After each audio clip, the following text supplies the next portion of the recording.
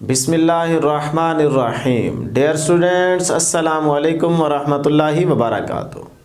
मैं उम्मीद करता हूँ कि आप सब खैरियत से होंगे। आज की इस वीडियो में हम चैप्टर 15 इलेक्ट्रोमैग्नेटिक इंडक्शन का टॉपिक स्टार्ट कर रहे हैं जी, ट्रांसफार्मर। याद रहे डियर स्टूडेंट्स, ये टॉपिक इस चैप्टर का बोर्ड के पॉइंट ऑफ व्यू से इम्पोर्टेंट लॉन्ग क्वेश्चन है, तो अब इसको लॉन्ग के पॉइंट ऑफ व्यू से तैयार करेंगे। हम ये टॉपिक यहाँ पे डिटेल में डिस्कस करेंगे और साथ में इम्पॉर्टेंट एमसीक्यूज भी डिस्कस करेंगे। तो डेस्टूडेंट स्टार्ट करते हैं इसकी डेफिनेशन से, जो कि बहुत सिंपल है कि ट्रांसफार्मर एक इलेक्ट्रिकल डिवाइस है जो डेस्टूडेंट्स गिवन अल्टरनेटिंग ईएमएफ को चेंज करती है लार्जर और स्मॉलर अल्टरनेटिंग ईएमएफ में। बहुत ही आसान डेफिनेशन है। इससे भी ज़्यादा आसान करना चाहें तो सिर्फ आप इतना कर सकते हैं, कह सकते हैं कि भाई ये एक ऐसी इलेक्ट्रिकल डिवाइस है जो क्या करती है, इंक्रीज और डिक्रीज इनपुट वोल्टेज कह लें या ईएमएफ कह लें।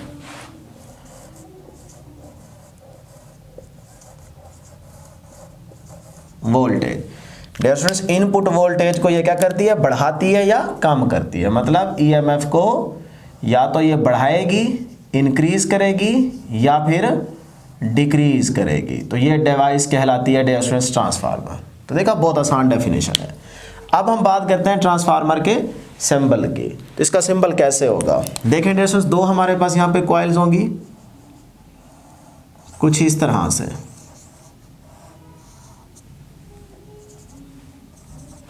ठीक है जी।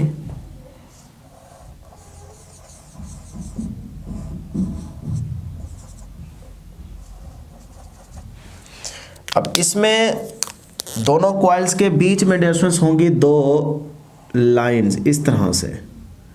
ये बेसिकली जो लाइंस आपको दिख रही हैं, ये है कोर, आयरन कोर। ठीक है ना, ये याद रखिएगा, ये आयरन कोर है बीच में।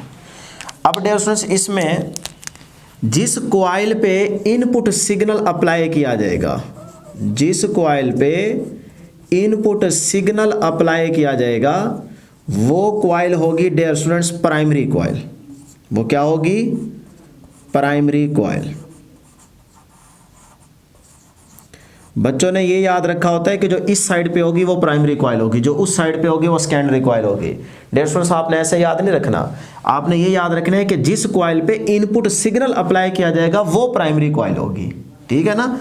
और जिस कॉइल के दो टर्मिनल्स पे आप आउटपुट ले रहे होंगे, यहाँ पे हमारे पास एक लोड रजिस्टर, इसके अक्रॉस हम क्या लेंगे, आउटपुट। तो जिस कॉइल के टर्मिनल्स पे आप आउटपुट ले रहे होंगे वो डियर स्टूडेंट्स आपके पास कहलाएगी सेकेंडरी कॉइल।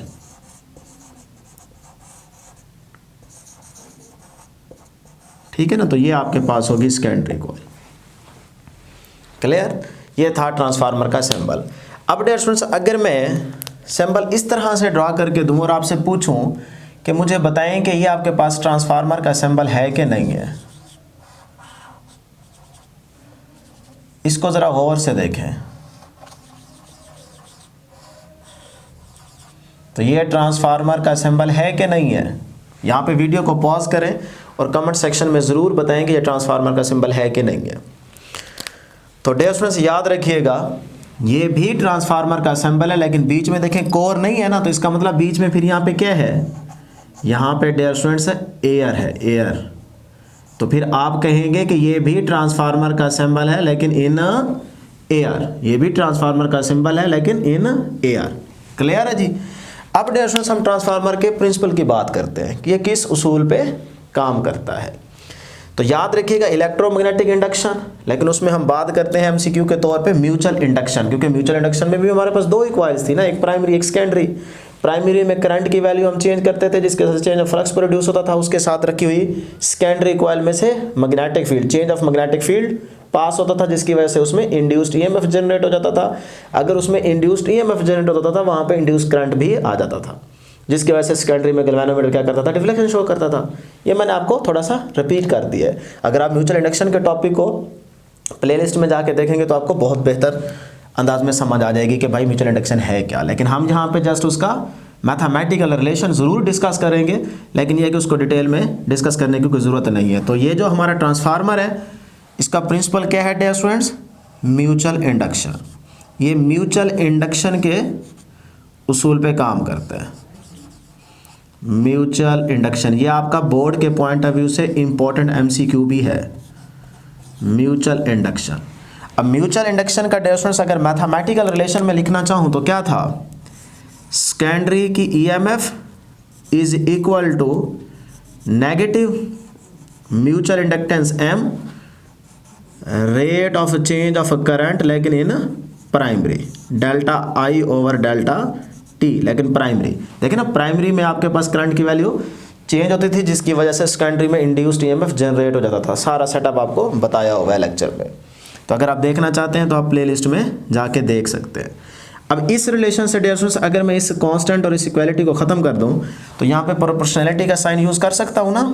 तो induced EMF secondary directly proportional to the rate of change of current in primary coil. ठीक है, तो ये बनेगा जी रिलेशन। अब डियर स्टूडेंट्स यहाँ पर ज़रा गौर करें, अगर ये वाला rate of change of current की वैल्यू आप अगर इंक्रीज़ करते हैं, बढ़ाते हैं, तो फिर क्या होगा? सेकेंडरी में जो इंड्यूस्ड EMF होगी वो भी बढ़ जाएगी। ठीक है, वो भी इंक्रीज हो जाएगी। यही रिलेशन है ना। तो यही काम तो हम म्यूचुअल इंडक्शन में कर रहे थे।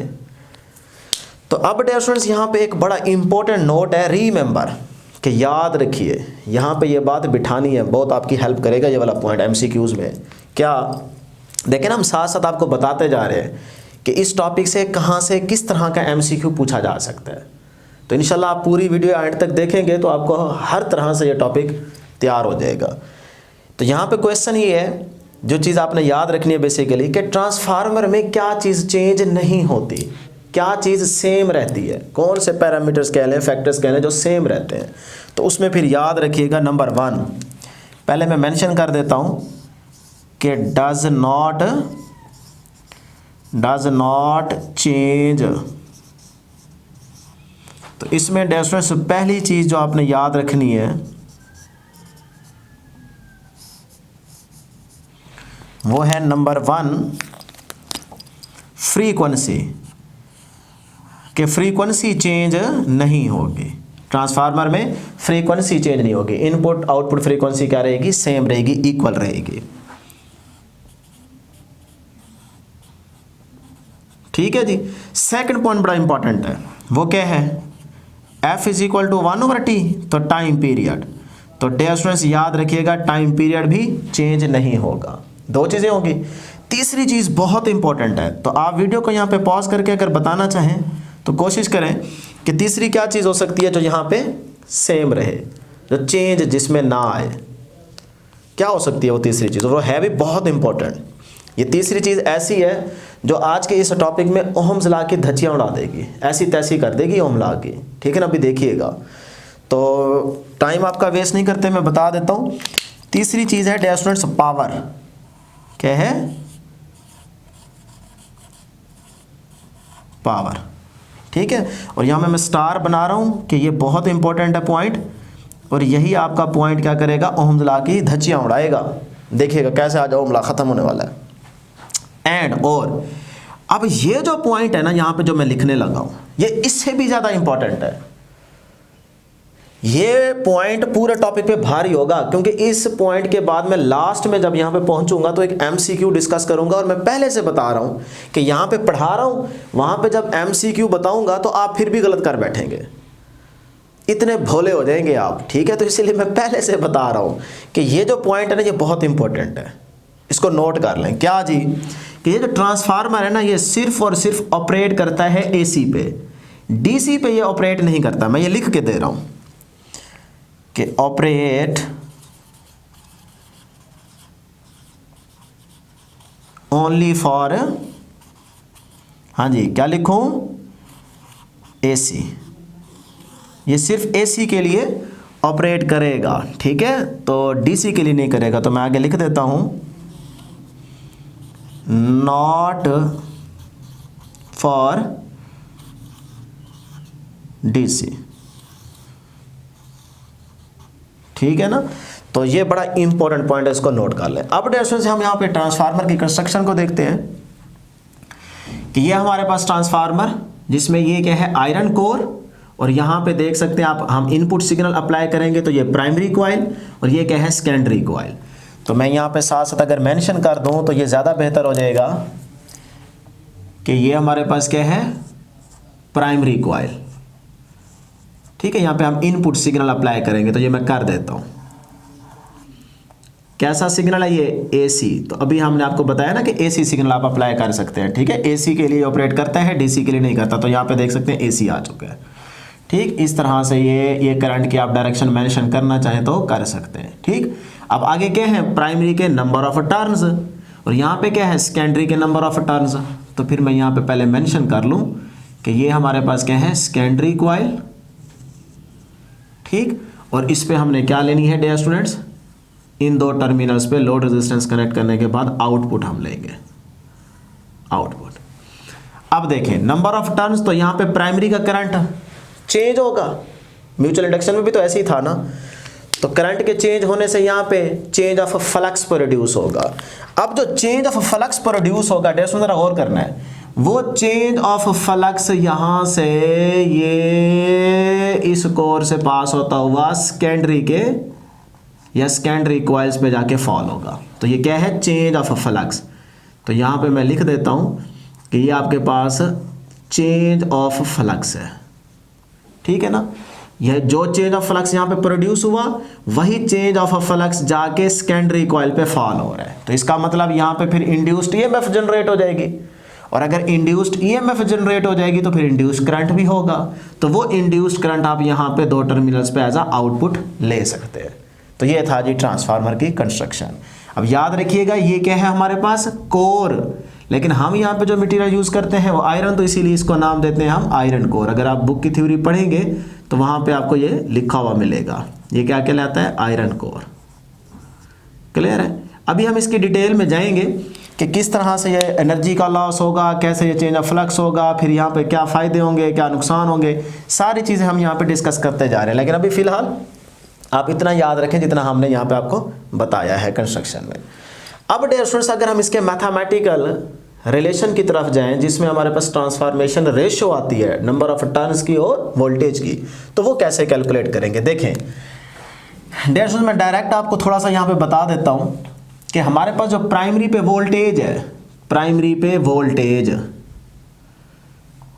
और अगर मैं ईएमएफ की बात करना चाहूँ तो ईएमएफ हमारे पास क्या थी चेंज ऑफ फ्लक्स की वजह से, वो थी यहाँ पे लिखते हैं क्योंकि जगह नहीं बढ़ रही ना, मैं सोच रहा हूँ कहाँ लिखूँ।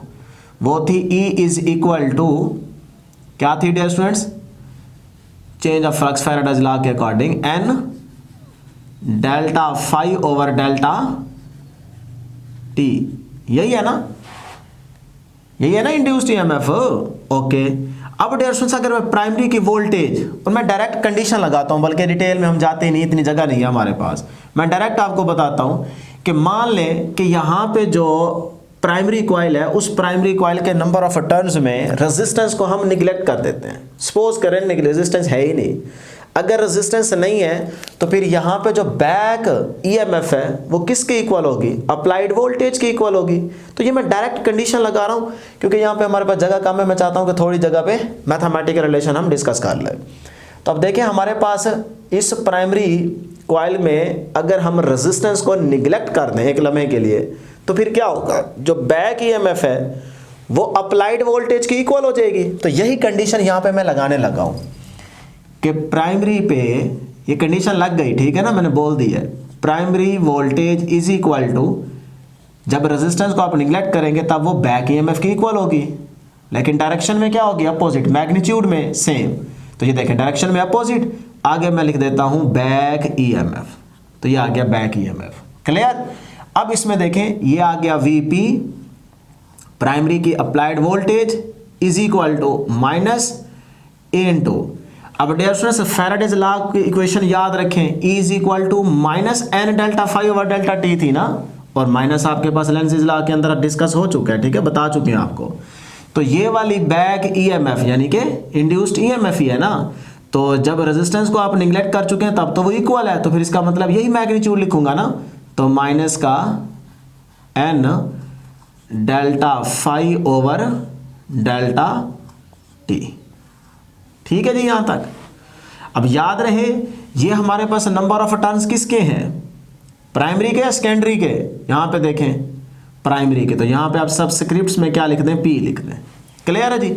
अब माइनस माइनस प्लस हो जाएगा, तो यहां पे डियर स्टूडेंट्स आपके पास रिलेशन आ जाएगा अप्लाइड वोल्टेज प्राइमरी, वो है जी N P delta phi over delta T. ये आ गई क्वेश्चन नंबर 1। ठीक। अब इसी तरह सेकेंडरी कॉइल पे भी यही काम चलेगा। जब यही काम चल रहा होगा और आप रेजिस्टेंस को निगलेक्ट कर रहे होंगे, तो सिमिलरली आपके पास सेकेंडरी पे जो वोल्टेज आएगी वो क्या होगी, मैं यहाँ पे लिख देता हूँ, वो होगी dear students secondary voltage is equal to, इसी को देखें, नंबर ऑफ टर्न्स सेकेंडरी के into delta phi over delta T. ठीक है, तो ये बन गई क्वेश्चन नंबर 2। अब डियर स्टूडेंट्स अगर मैं 2 पे 1 को डिवाइड कर दूं, इसी 2 पे 1 को क्या करें, डिवाइड करें, तो लेफ्ट साइड पे डिवाइड कर दें और राइट साइड पे डिवाइड कर दें, ये इक्वल टू, तो फिर इसका मतलब लेफ्ट पे देखें क्या है, वीपी, तो ये आ गया जी वीपी और इधर आ जाएगा एनपी और आगे क्या है delta phi over delta T. ठीक है डियर स्टूडेंट्स। अब देखें ये delta phi over delta T इससे कैंसल, और यहां से आपको क्या मिल गया, यहां से मिल गई रेशो आपके पास V S over V P is equal to N S over N P. और यही हमें ट्रांसफॉर्मेशन रेशो तो चाहिए थी, तो ये हमारे पास ट्रांसफॉर्मेशन रेशो आ चुकी है। मैंने डायरेक्ट कंडीशन लगा के आपको यहाँ पे बता दी है, अदरवाइज आप अगर बोर्ड में ये क्वेश्चन आता है तो थोड़ा सा इसको जो मैंने बोला उसको डिटेल में लिख लीजिएगा। तो अब ये ट्रांसफॉर्मेशन रेशियो है, तो मैं यहाँ पे लिखने लगा हूँ ट्रांसफॉर्मेशन रेशो। तो ट्रांसफॉर्मेशन रेशो डियर स्टूडेंट्स क्या आई है, N S divided by N P is equal to V S divided by V P.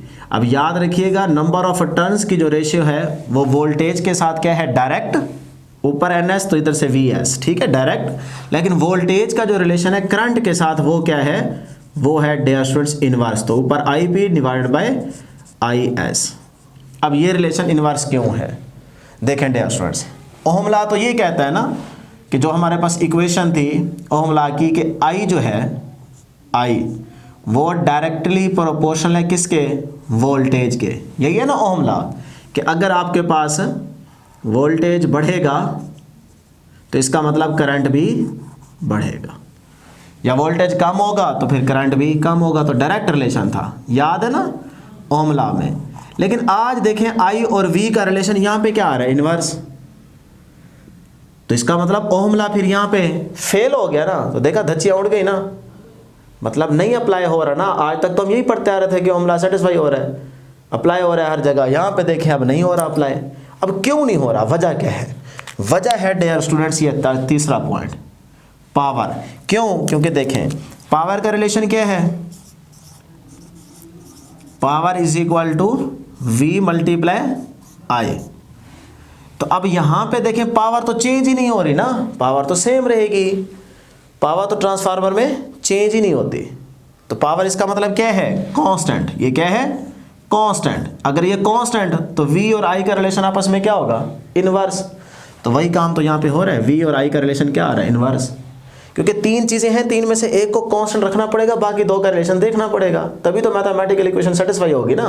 तो फिर इसका मतलब पावर कांस्टेंट है, देख सकते हैं आप, यहाँ पे हमने मेंशन किया था, वो चेंज नहीं होगी। तो वी और आई का रिलेशन क्या होगा, इनवर्स। तो इसीलिए मैंने यहाँ पे फिर इनवर्स रिलेशन बना दिया। क्लियर है जी। अब डियर स्टूडेंट्स अगर वो ट्रांसफॉर्मेशन रेशियो बोले तो आपने यही N S over N P ही लिखना है हमेशा। अगर वो टर्न्स रेशो बोले तो turns ratio N S over N P भी हो सकती है, वो मेंशन करेगा। या फिर डियर स्टूडेंट्स वो अगर N P over N S बोले तब भी वो टर्न्स रेशो हो सकती है। Turns ratio N S over N P भी हो सकती हैं, ठीक है ना। और NP ओवर NS भी हो सकती है, लेकिन ट्रांसफॉर्मेशन रेशो हमेशा NS ओवर NP रहेगा। क्लियर है जी। अब डियर स्टूडेंट्स हम यहाँ पे टाइप्स को डिस्कस करते हैं। पहली टाइप है ट्रांसफार्मर की स्टेप अप ट्रांसफार्मर, उसके बाद है स्टेप डाउन ट्रांसफार्मर। तो मैट्रिक में भी आपने ये डिस्कस किया था, तो यहाँ पर ज़रा देख लेते हैं। स्टेप अप ट्रांसफार्मर में क्या होगा कि हमारे पास जो प्राइमरी के नंबर ऑफ टर्न्स होंगे वो कम होंगे और जो सेकेंडरी पे नंबर ऑफ टर्न्स होंगे वो ज़्यादा होंगे। तो ये सिर्फ समझाने के लिए मैंने थोड़ा सा फ़र्क आपको यहाँ पे दिखा दिया है। तो ये आपके पास आ गई प्राइमरी कॉइल और ये आ गई सेकेंडरी कॉइल। तो नंबर ऑफ टर्न्स प्राइमरी पे क्या हैं, कम, सेकेंडरी पे क्या है नंबर ऑफ टर्न्स ज़्यादा। तो अगर नंबर ऑफ टर्न्स ज़्यादा तो VS भी ज़्यादा और यहाँ पे VP कम, क्योंकि नंबर ऑफ टर्न्स कम है। तो वोल्टेज के साथ रिलेशन क्या आ रहा है, डायरेक्ट। तो फिर यही दो पॉइंट्स मैं यहाँ पे लिख सकता हूँ कि NS जो है वो ग्रेटर होगा NP से स्टेप अप ट्रांसफार्मर में, और जो हमारे पास वोल्टेज है सेकेंडरी पे वो भी ग्रेटर होगी प्राइमरी की वोल्टेज से। और तीसरा पॉइंट आ जाता है करंट का। तो करंट का रिलेशन वोल्टेज के साथ क्या है, इनवर्स। तो फिर वो क्या होगा, IP जो है वो ग्रेटर होगा IS से। अब स्टेप अप में आखिरी बात एक याद रखिएगा, नोट। वो नोट क्या है कि जो टर्न्स की रेशो आई है ना डियर स्टूडेंट्स, ये टर्न्स की रेशो याद रखिएगा NS ओवर NP ये हमेशा स्टेप अप में ग्रेटर होती है 1 से। ये आपका इंपॉर्टेंट MCQ है, ठीक है। उसके बाद आते हैं स्टेप डाउन ट्रांसफार्मर की तरफ। अब स्टेप डाउन ट्रांसफार्मर में नंबर ऑफ टर्न्स प्राइमरी पे क्या होगी, ज़्यादा। तो ये प्राइमरी कॉइल है ना, तो ये आ गया आपके पास प्राइमरी कॉइल और यहाँ पे डियर स्टूडेंट्स आपके पास आ गई सेकेंडरी कॉइल। अब देखें number of turns primary coil पे क्या हैं, नंबर ऑफ टर्न्स ज़्यादा, सेकेंडरी पे नंबर ऑफ टर्न्स क्या हैं डियर स्टूडेंट्स, कम। तो वोल्टेज का रिलेशन N के साथ डायरेक्ट रहेगा, I के साथ इनवर्स रहेगा। तो वही बातें यहाँ पे लिख लेते हैं कि NP जो है वो ग्रेटर है NS से और VP जो है ये ग्रेटर है VS से, और जो डियर स्टूडेंट्स IP है ये लेस है IS से, ठीक है, क्योंकि I का और V का रिलेशन इनवर्स है। इसमें भी एक इम्पोर्टेंट नोट याद रखिएगा, MCQ के तौर पे पूछा जा सकता है। वो क्या है कि जो रेशो होगी टर्न्स की NS ओवर NP वो लेस होगी 1 से, ठीक है जी। अब डियर स्टूडेंट्स यहाँ पे हम कंपैरिजन कर लेते हैं आइडियल ट्रांसफार्मर और रियल ट्रांसफार्मर का। तो अब डियर स्टूडेंट्स आइडियल ट्रांसफार्मर में आपने दो पॉइंट्स याद रखने हैं कि जो आउटपुट पावर होगी आइडियल ट्रांसफार्मर में, आउटपुट पावर वो हमेशा क्या रहेगी डियर स्टूडेंट्स, इनपुट पावर के इक्वल रहेगी, ठीक है, आइडियल ट्रांसफार्मर में। और दूसरा पॉइंट याद रखिएगा एफिशिएंसी, एफिशिएंसी। तो आइडियल ट्रांसफार्मर की जो एफिशिएंसी इसको ईटा से डिनोट करते हैं। आइडियल ट्रांसफार्मर में एफिशिएंसी क्या रहती है, 100%। क्या रहती है डियर स्टूडेंट्स, 100%, या आप इसको कह सकते हैं इक्वल टू 1। क्यों, देखिए 100% है ना, तो 100% परसेंट का मतलब क्या होता है 1/100, तो ये आ जाएगा 100 और नीचे आ जाएगा 100। 1/100% का मतलब होता है, तो ये इससे कैंसल, तो आंसर क्या रहेगा 1, ठीक है। तो देख सकते हैं आप 1 भी आप समटाइम्स ऑप्शन में दे सकते हैं, तो आप 1 के इक्वल भी कह सकते हैं कि आइडियल ट्रांसफार्मर की एफिशिएंसी क्या होती है, 1 के इक्वल होती है। अब आ जाए रियल ट्रांसफार्मर। रियल ट्रांसफार्मर में डियर स्टूडेंट्स याद रखिएगा जो आउटपुट पावर होगी वो हमेशा लेस रहेगी इनपुट पावर से। और अगर एफिशिएंसी की बात करें तो फिर एफिशिएंसी जो है डियर स्टूडेंट्स, एफिशिएंसी ये भी हमेशा लेस रहेगी 100% से। अब 100% या फिर क्या कह सकते हैं 1 से हमेशा क्या रहेगी, लेस रहेगी। तो मैं ये इसको ऐसे लिख देता हूँ ना, या 1 से क्या रहेगी, हमेशा लेस रहेगी, ठीक है। एफिशिएंसी का फार्मूला क्या है? एफिशिएंसी होती है डियर स्टूडेंट्स, याद रखिएगा क्योंकि ये भी आपसे पूछा जा सकता है ना। एफिशिएंसी होती है जी आउटपुट पावर या simple output divide by input. याद है ना, क्लास 9th में भी आप ये फार्मूला पढ़ के आए थे। तो अगर परसेंटेज एफिशिएंसी पूछे तो यहाँ पे आप परसेंटेज लगा सकते हैं, यानी कि अगर परसेंटेज एफिशिएंसी पूछे तो फिर यहाँ पे मल्टीप्लाई 100 आ जाएगा। ठीक है, इस तरह से ये फार्मूला भी आपने याद रखना है। अब डियर स्टूडेंट्स इंपॉर्टेंट डिस्कशन है जी पावर लॉसेस। तो फिर यहाँ पे दो हेडिंग्स हमने बनाई है। Number 1 power losses in transmission line, कि देखें ना बिजली जहाँ से आ रही है ग्रिड स्टेशन से, वहाँ से आते आते तो सारी हीट की फॉर्म में लॉस हो जाएगी, तो हम तो इतने दूर बैठे हैं ना, तो कैसे पहुँच रही है? तो इसका मतलब हमने वो जो ट्रांसमिशन लाइन के अंदर पावर लॉसेस हैं उसको कम किया हुआ है। अगर हम कम ना करें ना तो इसका मतलब यहाँ तक तो कुछ पहुँचेगी नहीं। वैसे बिजली आजकल नहीं आ रही ना, है ही नहीं बल्कि पाकिस्तान में, और ऊपर से जो थोड़ी बहुत है वो भी बड़ी मुश्किल से पहुंच रही है, वो भी इस वजह से कि हमने पावर लॉसेस कम से कम किए हुए हैं। ठीक है, वो ट्रांसमिशन लाइन के अंदर पावर लॉसेस कैसे कम किए जा सकते हैं वो हम यहाँ पे डिस्कस करते हैं। फिर हम डिस्कस करेंगे पावर लॉसेस इन ट्रांसफार्मर, के ट्रांसफार्मर में जो पावर लॉसेस हैं वो क्या हैं और उनको कैसे रिड्यूस किया जा सकता है। ये इंपॉर्टेंट आपके बोर्ड के पॉइंट ऑफ व्यू से शॉर्ट क्वेश्चन भी है और NMD कैट के पॉइंट ऑफ व्यू से यहाँ से MCQ भी बनेंगे। ठीक है ना। तो अब डियर स्टूडेंट्स सबसे पहले देखते हैं power losses in transmission lines. तो ये होती है ड्यू टू हीटिंग इफेक्ट। जो इतना सफ़र है 100 किलोमीटर्स का, तो उसमें जो हमारे तारें बिछाई हुई हैं ना डियर स्टूडेंट्स, तो इसमें हीटिंग इफेक्ट की वजह से पावर लॉस हो जाती है। तो हम लिख देते हैं यहाँ पे कि ड्यू टू हीटिंग इफेक्ट, ठीक है ना, हीटिंग इफेक्ट की वजह से जो है वो पावर लॉस होती है इन ट्रांसमिशन लाइन में।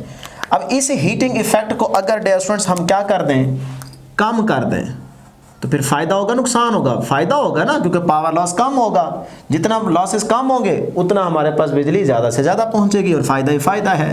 तो अब ये हीटिंग इफेक्ट कम कैसे होगी? हीटिंग इफेक्ट को हम कैसे कम कर सकते हैं?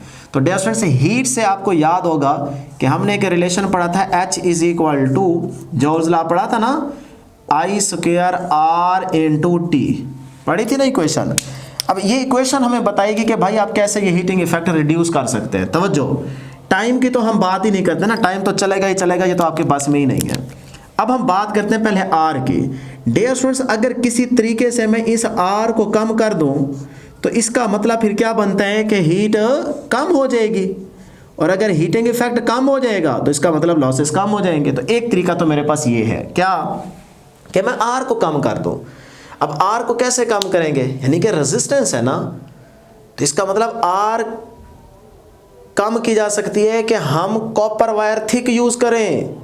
ये जो हमने लाइनें बिछाई हुई हैं वायर्स, ये बेसिकली हम इनको क्या कर दें, थिक कॉपर वायर यूज़ कर लें। अब जैसे आप थिक वायर, क्योंकि रेजिस्टेंस कम करनी है ना, तो कॉपर की रेजिस्टेंस क्या होगी, कम। तो अगर थिक का नाम आ रहा है तो इसका मतलब और रेजिस्टेंस कम हो जाएगी। लेकिन एक और मसला है क्या, कि देखें रेजिस्टेंस का जो एरिया के साथ रिलेशन है वो क्या आ रहा है, इनवर्स। तो भाई अगर आप रेजिस्टेंस को कम करना चाह रहे हैं तो यहाँ से एरिया बढ़ जाएगा, अच्छी मोटे वाली तरह तारें आ जाएंगी ना, तो इसका मतलब फिर वो तो बड़ी महंगी मिलेंगी। तो इतना तो खर्चा आपका हो जाएगा, इतने में इतनी बिजली नहीं बनेगी जितना आपका खर्चा हो जाएगा, है ना। सफ़र भी बहुत लंबा है। तो इसका मतलब अगर हम थिक कॉपर वायर यूज़ करना चाहें जिससे रेजिस्टेंस तो कम हो जाएगी, लेकिन मसला ये कि उसका एरिया बढ़ जाएगा, जिसकी वजह से उसका खर्चा बहुत ज़्यादा आएगा इतनी अच्छी तार लगाने का। ठीक है, अब इतना खर्चा हमारे पास वैसे नहीं है, मुल्क पहले भी डूबा पड़ा है ना, पाकिस्तान में तो पैसा है ही नहीं, किसी के पास नहीं है, जिनके पास है उन्होंने भी संभाल के रखा हुआ है, काम आएगा पता नहीं कब आएगा। तो इसका मतलब ये तरीका भी हम नहीं अप्लाई कर सकते। किसी हद तक ठीक है, लेकिन इतनी दूर दूर तक हमने बिजली भेजनी है तो उसके लिए तरीका ये ठीक नहीं है। अब आ जाए तीसरा तरीका। तीसरा तरीका यह है कि अगर आप ये काम नहीं कर सकते ना, फिर डियर स्टूडेंट्स आप एक और काम करें कि इस करंट को कम करना स्टार्ट कर दें। अगर ये करंट किसी तरीके से कम हो जाए तो फिर इसका मतलब हीटिंग इफेक्ट कम हो जाएगा, और अगर हीटिंग इफेक्ट कम तो इसका मतलब पावर लॉस कम। तो ये तरीका बहुत अच्छा है, हाँ ये हम कर सकते हैं, ये हमारे पास में भी है और ये हमसे हो भी जाएगा। कैसे, देखिए स्टेप अप ट्रांसफार्मर है ना, तो स्टेप अप ट्रांसफार्मर में Vs बढ़ जाएगा तो Is कम हो जाएगा। यही रिलेशन है ना V का और I का इनवर्स। तो स्टेप अप ट्रांसफार्मर हम उस ग्रिड स्टेशन के आगे लगा देंगे, वो क्या करेगा, Vs बढ़ जाएगा लेकिन Is कम। वहीं से तो फिर बिजली हमारे तक पहुंच रही है। तो हमने क्या किया, इतना अचानक पोटेंशियल बढ़ाने की वजह से करंट क्या हो जाएगा, कम हो जाएगा, और उसके ऊपर हैवी स्क्वायर और कम हो जाएगा। तो करंट के कम होने से हीटिंग इफेक्ट क्या हो जाएगा, कम हो जाएगा। तो ये तरीका कामयाब है जो कि चल रहा है। तो इस तरह हम ट्रांसमिशन लाइन के अंदर लॉसेस को कम कर सकते हैं कि करंट को करंट को कम करके। ठीक है, तो अब डियर स्टूडेंट्स हम आते हैं नंबर 2 पे, पावर लॉसेस इन ट्रांसफार्मर। तो इसके अंदर हमारे पास जो पहला पॉइंट आता है वो है जी रेजिस्टेंस का। क्या आता है डियर स्टूडेंट्स, वीडियो थोड़ा लेंथी हो गई है लेकिन आपने बेटे हर एक पॉइंट को अच्छे तरीके से क्लियर करना है, मैं इसलिए स्लो चल रहा हूँ। रेजिस्टेंस, अब ये रेजिस्टेंस आप कैसे कम कर सकते हैं, ये रेजिस्टेंस आप कम कर सकते हैं डियर स्टूडेंट्स। ये जो प्राइमरी कॉइल है ना, तो ये देखें, ये वायर्स की वाइंडिंग की हुई है ना आपने, यहाँ पे भी वायर, तो आप ये कॉपर वायर यूज करें। आप क्या करें, कॉपर वायर यूज करें। अब जब आप कॉपर वायर यूज करेंगे तो कॉपर वायर की रेजिस्टेंस क्या होगी, कम। जब रेजिस्टेंस कम होगी तो इसका मतलब यहां पे लॉसेस कम हो जाएंगे। तो एक ट्रांसफार्मर के अंदर रेजिस्टेंस का लॉस है और उसको आप कैसे कम कर सकते हैं, कॉपर वायर को यूज करके, यानी कि ये जो आपने वायर यूज की हुई है ये कॉपर वायर की ले। उसके बाद नंबर 2 पे आता है डियर स्टूडेंट्स बहुत इंपॉर्टेंट, और वो पॉइंट है जी एडी करंट का। ठीक है ना, एडी कहें एडी कहें, एडी ठीक है, एडी करंट। अब ये एडी करंट क्या बना है, बुक की अगर आप इस टॉपिक को देखेंगे तो लास्ट पैराग्राफ में, लास्ट पेज के फर्स्ट पैराग्राफ में अगर आप देखेंगे तो इसकी डेफिनेशन मिल जाएगी। क्या, जरा गौर से सुनना डियर स्टूडेंट्स। इंड्यूस्ड करंट का, क्योंकि यहां पे करंट क्या हुआ है, इंड्यूस्ड, तो इंड्यूस्ड करंट का इस चेंज ऑफ फ्लक्स पे परपेंडिकुलरली सेटअप हो जाना, ये एडी करंट कहलाता है। फिर से सुन ले, इंड्यूस्ड करंट का इस चेंज ऑफ फ्लक्स पे परपेंडिकुलरली सेटअप हो जाना एडी करंट कहलाता है। अब वो एडी करंट यहां पे क्या करेगा, कोर को हीटअप कर देगा। अब वो जितना एडी करंट ज्यादा होगा उतनी कोर जल्दी और ज्यादा हीटअप हो जाएगी, और जितनी ज्यादा हीटअप होगी उतना हमारा नुकसान, लॉस बढ़ जाएगा। तो हम क्या चाहते हैं, एडी करंट को कम करना चाहते हैं कि एडी करंट कम हो जाएगा, लॉस कम हो जाएगा, तो हमें ये फायदा है ना। तो इसका मतलब दूसरा हमारे पास क्या है, पावर लॉस, एडी करंट। और एडी करंट क्या है, इंड्यूस्ड करंट का चेंज ऑफ फ्लक्स के ऊपर परपेंडिकुलरली सेटअप हो जाना एडी करंट कहलाता है। मैं जरा समझा देता हूं, देखें, ये है हमारे पास एडी करंट। सपोज कर लें ये जो मैं रिंग बना रहा हूं ना डियर स्टूडेंट्स, ये वाले रिंग, ये आपके पास क्या है, एडी करंट है ये। अब परपेंडिकुलरली मैं क्यों बोल रहा हूं, क्योंकि बुक में तो मेंशन किया हुआ है, ये है हमारे पास एडी करंट। देखें, अगर आप इसकी डायरेक्शन निकालना चाहते हैं तो चेंज ऑफ फ्लक्स की डायरेक्शन में आपने थंब सेट करना है। ये राइट हैंड में यूज कर रहा हूं, अब ये उलट चल रहा है यहां पे काम। चेंज ऑफ फ्लक्स की डायरेक्शन में थंब सेट करें, फिंगर्स को कर्ल करवाएं, देखिए सर्कुलर आ रही है ना। तो ये जो हमने एडी करंट को सर्कुलर शो किया हुआ है, ये बेसिकली देखें इसके क्या आ रहा है, परपेंडिकुलरली। तो इस तरह ये एडी करंट आप यहां पे निकाल सकते हैं। तो एडी करंट का आपको जो डेफिनेशन मिली वो क्या है कि इंड्यूस्ड करंट का चेंज ऑफ फ्लक्स के ऊपर परपेंडिकुलरली सेटअप हो जाना एडी करंट कहलाता है, और वो यहां पे आपने देखा। अब इसको हम कैसे कम करें, क्योंकि ये तो हमारे कोर को बहुत हीटअप कर रहा है डियर स्टूडेंट्स। इसको आप कम ऐसे कर सकते हैं कि बेसिकली जो कोर है ना, ये लेयर्स बनी हुई है। ये आपको एक कोर नजर नहीं आ रही, इसके पीछे दूसरी, तीसरी, चौथी, पांचवी ऐसे सारी मिली हुई है। अब हम क्या करेंगे कि हर लेयर के बीच ना इन लेयर्स को बेसिकली हम लेमिनेट कर देंगे, इंसुलेट कर देंगे। यानी कि मैं आपको कैसे समझाऊं कि अगर आप यहाँ पे देखें, हाँ, तो ये हम एक बुक ले आते हैं, इसके जैसे पेजेस है ना अलग अलग, ये देखें, ये ऐसे सपोज करें ये अब पेजेस है, ठीक। अब ये लेयर्स भी इसी तरह की हैं कोर वाली।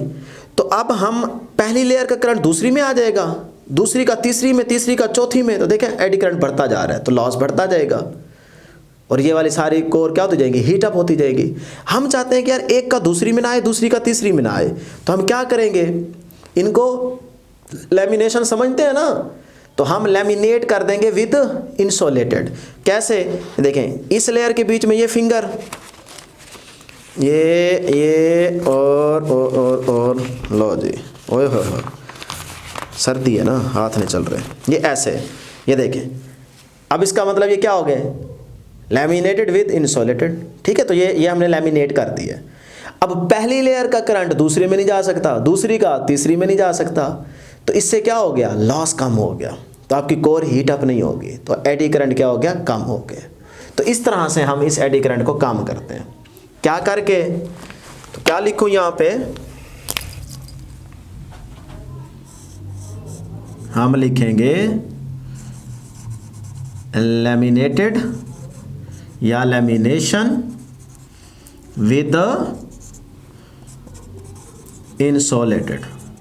ठीक है ना, इस तरह करके आप यहां पे इसको एडी करंट को कम कर सकते हैं। तीसरा पॉइंट बड़ा इंपॉर्टेंट है, क्या, हिस्टैरिसीस लॉस। तीसरा क्या है डियर स्टूडेंट्स, हिस्टैरिसीस लॉस। तो डियर स्टूडेंट्स आप पढ़ के आए ना हिस्टैरिसीस लूप चैप्टर 17 में, तो वहां पे आपको हिस्टैरिसीस लॉस भी समझाया था। ठीक है, अब ये कैसे होंगे, देखें डियर स्टूडेंट्स, जब आप इनपुट सिग्नल अप्लाई कर रहे हैं, तवज्जो जरा यहाँ पे, जब ये आप इनपुट सिग्नल अप्लाई कर रहे हैं, तो अगर मैं एक साइकिल की बात करूं तो उसमें पॉजिटिव की बारी भी आ रही है और नेगेटिव की बारी भी आ रही है। देखें ये पॉजिटिव, ये नेगेटिव। अब जब ये इस हाफ पॉजिटिव की बारी होगी, तब ये जो मटेरियल होगा, जिस मटेरियल की कोर आपने ली हुई है, वो क्या होता जाएगा, मैग्नेटाइज। और फिर जब पोलैरिटी चेंज होगी, तो पोलैरिटी के चेंज होने की वजह से वो इस तरह मैग्नेट, पहले यूं हो रहा था अगर मैग्नेटाइज, तो अब नेगेटिव के आते ही वो यूं मैग्नेटाइज होना शुरू हो जाएगा। अब उस रिवर्स डायरेक्शन में मैग्नेटाइजेशन को हम बेसिकली डीमैग्नेटाइज ही कहते हैं। ठीक है, तो इसका मतलब मैग्नेटाइज हो रहा है, फिर डीमैग्नेटाइज हो रहा है।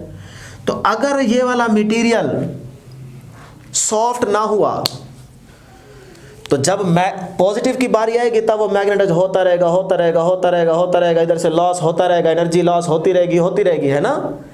जब नेगेटिव की बारी आएगी, तब वो डीमैग्नेटाइज होगा। अगर वो मटेरियल सॉफ्ट नहीं है, हार्ड है, तो इसका मतलब वो फिर डीमैग्नेटाइज में टाइम लेगा, डीमैग्नेटाइज होता रहेगा, होता रहेगा, होता रहेगा, जितनी देर होता रहेगा उतनी हमारी एनर्जी लॉस होती रहेगी। तो ये तो नुकसान में है ना। तो फिर हम क्या करते हैं, हम कोई ऐसा मटेरियल यहाँ पे यूज करते हैं जिसकी वजह से हिस्टैरिसीस लॉस कम हो जाए, रिड्यूस हो जाए। तो वो मटेरियल होता है डियर स्टूडेंट्स, हमें फेरोमैग्नेटिक मटेरियल में सॉफ्ट आयरन लेना पड़ता है। तभी तो मैं कह रहा था ना आयरन कोर, आयरन कोर।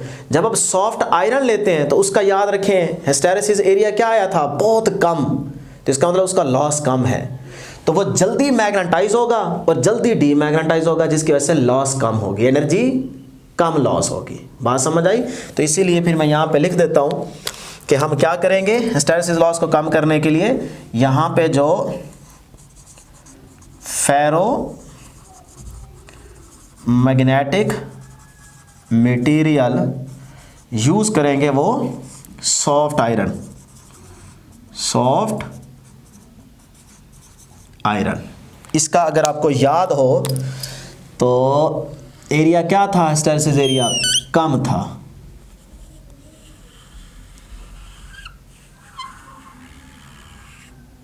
ठीक है, इस तरह से अगर हम इसकी जगह, आयरन की जगह यहाँ पे कोई स्टील यूज कर लें, तो वो तो फिर हमारे नुकसान में चला जाएगा ना।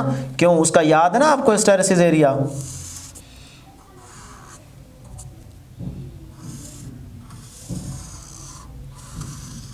ये ऐसे, ठीक है ना। तो ये देखें, इसका एरिया ज़्यादा आया था अगर आपके पास स्टील का केस है, या आप कोई और भी ले सकते हैं। तो इस तरह आप कोशिश करें कि अगर हिस्टैरिसीस लॉस कम से कम हो तो यहाँ पे फेरोमैग्नेटिक मटेरियल आयरन का यूज़ करें, वो जल्दी मैग्नेटाइज और डीमैग्नेटाइज होता है। तो ये थी डियर स्टूडेंट्स यहाँ पे हमारे पास पावर लॉसेस की डिस्कशन। अब हमारा टॉपिक एंड हो चुका है, लेकिन एक छोटा सा एमसीक्यू डिस्कस कर लेते हैं और फिर एक बहुत इंपॉर्टेंट एमसीक्यू जो मैंने स्टार्ट में बताया था। अब सपोज करते हैं इस ट्रांसफार्मर में डियर स्टूडेंट्स, यहाँ पे हमारे पास प्राइमरी कॉइल और यहाँ पे हमारे पास क्या है, सेकेंडरी कॉइल। अगर हमें यहाँ पे करंट दिया जाए जी, प्राइमरी करंट की वैल्यू सपोज करें 10 एम्पेयर, और यहाँ पे हमें वोल्टेज दी जाए प्राइमरी की सपोज कर लें जी 2 वोल्ट। इसी तरह सेकेंडरी पे हमारे पास सपोज करें जो करंट की वैल्यू है वो क्या है जी 2.5 एम्पेयर। मैं खुद से ये वैल्यूज़ कंसीडर कर रहा हूँ, ठीक है ना। और वी एस कितना है जी, सपोज कर लेते हैं जी 20 वोल्ट। क्लियर है? वैसे ऐसे होता तो नहीं है, चलें 20 उसको कर लें, इसको बढ़ा लें 220 कर लें, ठीक है ना ऐसे। अब आपसे कहता है जी आप परसेंटेज एफिशिएंसी निकालें, ठीक है ना। परसेंटेज एफिशिएंसी आपने कैलकुलेट करनी है। तो डियर स्टूडेंट्स वैल्यूज़ आपके सामने हैं, बच्चे यहाँ पे कंफ्यूज हो जाते हैं, तो आप सिंपल फार्मूला यूज़ करें और परसेंटेज एफिशिएंसी फाइंड आउट कर लें। कैसे करेंगे यहाँ पे देखें ज़रा, percentage efficiency is equal to output over input होती है ना, तो आउटपुट पावर क्या होगी, V S multiply I S divide by input power V P multiply I P. Percentage निकालनी है मल्टीप्लाई 100। अब देखें आप वैल्यूज पुट करें, आपके पास क्या आ जाएगा, आंसर आ जाएगा, ठीक है। तो ये आपके पास एमसीक्यू सॉल्व हो जाएगा। अब ज़रा मेरी बात गौर से सुननी है। अब आपने ये एमसीक्यू खुद सॉल्व करना है, ठीक है, जो मैं यहाँ पे डिस्कस करने जा रहा हूँ। देखें डियर स्टूडेंट्स, रिलेशन आपको सारे आते हैं, number of turns, voltage, current, सारे रिलेशन आपने पढ़ लिए। अब मैं जैसे ही इधर वैल्यूज़ को मेंशन करूँगा, आपने फ़ौरन से आंसर कैलकुलेट करके कमेंट सेक्शन में बताना है। ज़रा गौर करें। सपोज करते हैं जी इधर देखें, यहाँ पे जो प्राइमरी करंट है वो हम कंसीडर कर लेते हैं, इसको थोड़ा सा हटा देते हैं ताकि आपको क्लियरली नज़र आए, ठीक है। ये मैं कंसीडर कर देता हूँ डियर स्टूडेंट्स 10 एम्पेयर, सही है। और वोल्टेज यहाँ पे मैं कंसीडर कर लेते हैं जी, हमारे पास क्या है 20 वोल्ट। किसकी वैल्यू है ये है जी वीपी की वैल्यू, ठीक। इसी तरह यहाँ पे ज़रा गौर करना है, करंट सपोज करते हैं हमारे पास क्या है, उधर 10 तो यहाँ पे है 0.2 एम्पेयर। अब आपसे हो सकता है वो, चले मैं कह रहा हूँ जी आप वी एस की वैल्यू कैलकुलेट करें। तो देखें आई भी दिया हुआ है, वी पी भी दिया हुआ है, आई एस भी दिया हुआ है, आप वी एस इजीली निकाल सकते हैं ना। और यहाँ पे अगर मैं आपको ये भी दे दूँ कि नंबर ऑफ टर्न्स प्राइमरी के कितने हैं, सपोज करो जी 10, और यहाँ पे नंबर ऑफ टर्न्स सेकेंडरी के कितने हैं, सपोज करें जी 8। तो मैं आपसे कहता हूँ वी एस की वैल्यू कैलकुलेट करें, या फिर मैं आपसे कह देता हूँ दूसरे नंबर पे कि आप आउटपुट पावर कैलकुलेट करें, आउटपुट पावर फाइंड आउट करें। तो डियर स्टूडेंट देखें आई दिया हुआ है, वी दिया हुआ है, एन एस एन पी की वैल्यू सारी गिवन है ना। तो अगर ये सारी वैल्यूज आपके पास गिवन है तो आप आउटपुट पावर निकाल लें, या दूसरे नंबर पे सेकेंडरी वोल्टेज फाइंड आउट करें। तो जल्दी रिलेशन यूज करें, फार्मूले अप्लाई करें और यहां से आंसर कमेंट सेक्शन में बताएं, जल्दी ही करें जी। चलें जी, शाबाश, हो गया। चलें डियर स्टूडेंट्स, आप जरा गौर करना है, जब आप इन वैल्यूज को गौर से देख रहे हैं और फार्मूले अप्लाई कर रहे हैं, तो भाई इधर पीछे तो देखें, और पीछे तो देख लो, पीछे क्या है, डीसी। आप डायरेक्ट फार्मूले लगाई बैठे हैं, और भाई पीछे क्या है, डीसी। तो डीसी के लिए तो ये ट्रांसफार्मर ऑपरेट ही नहीं करता, तो आंसर क्या होना चाहिए, 0। तो करने की ज़रूरत ही नहीं है आपको पुटिंग। तो यही वो पॉइंट था जो मैंने स्टार्ट में बताया था यहाँ पे कि ऑपरेट ओनली फॉर एसी। यहाँ पे डीसी हमने कनेक्ट कर दिया एमसीक्यू को सॉल्व करने के लिए, तो भाई आपको फार्मूले लगाने की ज़रूरत ही नहीं है। इसीलिए तो मैंने यहाँ पे डीसी लगाया है कि आपके जहन में रहे कि जब आपके सामने एमसीक्यू आता है तो आप भूल जाते हैं, आप फार्मूला लगाने बैठ जाते हैं, यहाँ नहीं देखते पीछे। तो मैं वही तो कह रहा हूँ, पीछे तो देखो, पीछे तो देख लो क्या लगा हुआ है, डीसी लगा हुआ है, एसी तो है ही नहीं। तो इसीलिए आपको सॉल्व करने की ज़रूरत नहीं है, आप जस्ट रिजल्ट क्या देंगे, 0। तो 0 के ऑप्शन को सिलेक्ट कर लेंगे।